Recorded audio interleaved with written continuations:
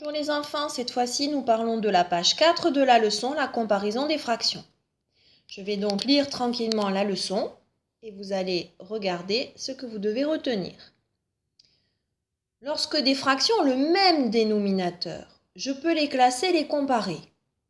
Reprenons notre image des fromages coupés en 8 parts. Je vois bien que tous les dénominateurs sont identiques. Je vais donc pouvoir classer ces fractions qui représentent une quantité, donc qui représentent un nombre, du plus petit au plus grand. Si je regarde, j'ai 4 huitièmes, 6 huitièmes, 1 huitième, 8 huitièmes, 2 huitièmes, 7 huitièmes et 3 huitièmes. Pour les classer, je vais donc prendre le numérateur qui est le plus petit, c'est 1. 1 huitième est plus petit que 2 huitièmes, qui est plus petit que 3 huitièmes, qui est plus petit que 4 huitièmes, qui est plus petit que 6 huitièmes, qui est plus petit que 7 huitièmes et qui est plus petit que 8 huitièmes, en sachant que je sais que 8 huitièmes, c'est égal à un entier. Toutes ces fractions sont plus petites que 1. Maintenant, si je range dans l'ordre décroissant, imaginons que j'ai un énorme gâteau que j'ai coupé en 100 parts. Je vais donc classer de la plus grande partie à la plus petite partie. Ma fraction la plus grosse, c'est celle qui a le plus grand des numérateurs. C'est donc 106 centièmes. Si je réfléchis, 106 centièmes, c'est plus grand que 1, ça veut dire que j'ai mangé plus que 100 centièmes. 106 centièmes, c'est la plus grande des fractions. Je vais donc écrire que 106 centièmes est plus grand que 96 centièmes, qui est plus grand que 89 centièmes, qui est plus grand que 77 centièmes, qui est plus grand que 45 centièmes, plus grand que 23 centièmes, plus grand que 11 centièmes. Je peux donc classer dans l'ordre croissant et décroissant les fractions puisqu'elles représentent des nombres. Maintenant, si je dois additionner et soustraire des fractions, et on va le voir dans notre petit exercice en dessous. Je vais m'occuper, vous vous souvenez, on l'a vu dans la vidéo précédente, je ne vais m'occuper que des numérateurs. Je vais additionner ou soustraire que les numérateurs. Le dénominateur, puisqu'il indique la quantité totale, ne change jamais. Alors, regardons pour l'addition. J'ai un petit problème. Une entreprise a goudronné les 3/4 de la cour. Donc, elle n'a pas goudronné la totalité de la cour. Quelle fraction de la cour reste-t-il à goudronner? Alors, on a représenté ça sous la forme d'une bande. Imaginons que c'est la cour de Saint-Odile. L'entreprise a goudronné 1/4, plus 1/4, plus 1/4, ce qui me donne bien les 3/4 de la cour. Il reste donc 1/4 qui n'est pas goudronné. J'ai écrit ma réponse. Il reste 1/4 de la cour à goudronner.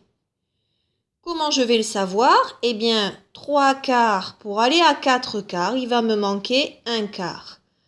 Pour faire 4/4, j'additionne les numérateurs. 3/4 plus 1/4, c'est bien égal à 4/4. Donc, il me reste simplement 1/4 à goudronner. Imaginons maintenant que c'est une cuve dans laquelle on met par exemple le fioul pour chauffer ou le gaz pour chauffer une maison, ou de l'eau, ou autre chose. Dans une cuve, il ne reste que les 3/10 du contenu total. Quelle fraction du contenu a été utilisée? Donc cette fois-ci, on me dit, il ne reste plus que 3/10 de ma cuve. J'ai représenté ma cuve avec des petits carrés. Et je vois que sur les 10 petits carrés, eh bien, il ne reste que 3 qui sont pleins. J'ai donc 3/10 qui me restent, tout le reste a été déjà utilisé. Si je réfléchis, 3/10, pour faire la totalité de ma cuve, j'aurai donc besoin de 10/10, puisque 10 est la quantité par laquelle on divise ma cuve. S'il me reste 3/10, pour compléter, pour aller à 10/10, je vais donc avoir 7/10 de la cuve ont déjà été utilisés. 3/10 plus 7/10, ça me donne bien les 10/10. 10/10, je peux également écrire que 10/10, qui est la quantité totale, moins 3/10 qui est la quantité restante, c'est égal à 7 dixièmes, la quantité que j'ai déjà utilisée. Donc vous voyez que comme les nombres, les fractions peuvent être comparées. On compare donc le numérateur. On peut le classer en ordre croissant ou décroissant. Je peux également additionner ou soustraire des fractions. Il me suffit d'additionner ou soustraire les numérateurs si évidemment les dénominateurs sont identiques. Je ne pourrais pas dire que un quart, si par exemple, je ne peux pas dire que 1 quart plus 2 cinquièmes, c'est égal à 3 quarts. Parce que le numérateur, les dénominateurs sont différents. Et ça, vous apprendrez à le faire plus tard. C'est réalisable, mais il faut transformer. Pour l'instant, nous, on va additionner et soustraire des fractions qui ont le même dénominateur. Voilà pour la leçon. Tu auras des activités liées à cette leçon à faire dans ton fichier de maths. À bientôt!